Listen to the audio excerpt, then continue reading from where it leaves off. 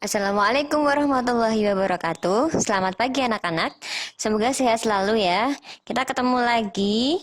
Kita lanjutkan materi halaman 65 tentang cerita bergambar. Yang belum dibuka bukunya silahkan dibuka terlebih dahulu. Halaman 65. Yang pertama, pengertiannya apa sih cerita bergambar atau yang disebut dengan gambar cerita? Yaitu gambar yang menceritakan suatu adegan atau peristiwa. Yang perlu digarisbawahi adalah cerita bergambar di sini hanya sebagai ilustrasi pelengkap. Seperti itu ya. Nah, yang ditonjolkan apanya? Narasinya atau kata-katanya. Contoh saja seperti komik atau karikatur yang sudah kita buat tempo hari, ya kan? Nah, yang kedua, fungsinya apa sih gambar cerita atau cerita bergambar itu? Fungsi yang pertama, memperjelas alur atau isi cerita. Yang kedua, memperjelas pesan atau promosi barang. Nah, ini cerita bergambar yang berbeda dengan komik ya. Kalau fungsinya memperjelas pesan atau promosi barang, berarti ini termasuk gambar cerita seperti iklan atau brosur, seperti itu ya. Nah, yang ketiga adalah menarik perhatian. Nah, contoh kecilnya begini, kalian pasti lebih senang kan kalau lihat buku yang cover gambarnya itu, cover itu sampul ya, cover gambarnya itu lebih bagus atau lebih menarik. Nah, begitu juga dengan ketika di komik ataupun di brosur, pamflet, iklan dan lain sebagainya, kalau gambarnya lebih bagus pasti akan lebih menarik perhatian. Nah, fungsi yang terakhir adalah menambah nilai artistik. Artistik itu sama dengan keindahan. Jadi kesannya kalau kita lihat komik yang gambarnya bagus, cover buku yang gambarnya bagus, itu akan lebih indah dilihat seperti itu. Selanjutnya, kita akan membahas ciri-ciri cerita bergambar. Ada apa saja? Yang pertama adalah bersifat proporsional. Maksudnya bagaimana sih?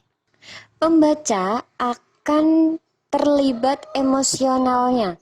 Maksudnya kebawa perasaan. Nah, atau yang sering kita sebut dengan baper. Misalnya nih, Adit sedang baca komik tentang apa gitu. Terus dia tiba-tiba nangis sendiri atau ketawa sendiri. Nah, itu terlibat emosional atau baper bahasa kerennya ya. Yang kedua, bahasanya santai atau bahasa percakapan sehari-hari. Misalnya kalau komik, mungkin kalian pernah baca komik Kapten Tsubasa atau komik Doraemon. Nah, itu kan pasti bahasanya adalah bahasa sehari-hari. Kemudian yang ketiga, ciri-cirinya adalah yang ketiga ini bersifat kepahlawanan. Maksudnya bagaimana? Biasanya kalau kita membaca suatu komik atau cerita pasti ada rasa membela tokoh si A, membela tokoh si B. Nah, suka dengan yang baik. Nah, gitu. Gemes sama yang jahat. Nah, itu namanya kayak ada terbawa perasaan, kemudian kita bisa lebih mempunyai sifat membela. Nah, seperti itu.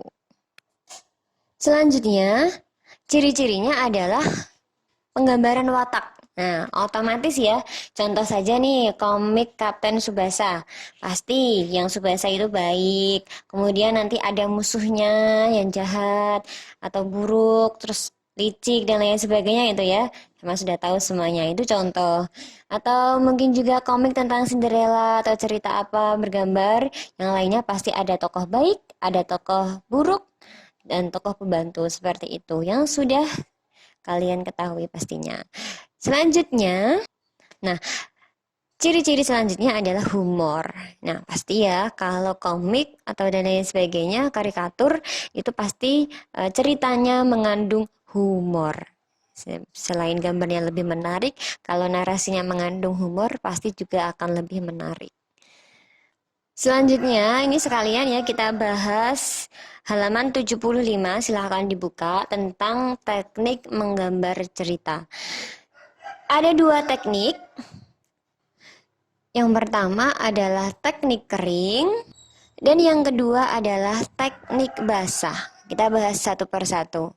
Nah, kalau teknik kering itu biasanya menggunakan pensil, ballpoint, atau krayon. Sedangkan teknik basah biasanya menggunakan cat air atau tinta. Pokoknya yang pakai basah-basahan gitu. Kalau pensil kan kering ya, jadi makanya disebut teknik kering. Krayon, ballpoint itu kan kering. Kalau teknik basah ya menggunakan air-air gitu, cat air, tinta, atau mungkin yang lain sebagainya. Udah, itu dia pembahasan tentang teknik dan juga cerita bergambar halaman 65 dan juga 75.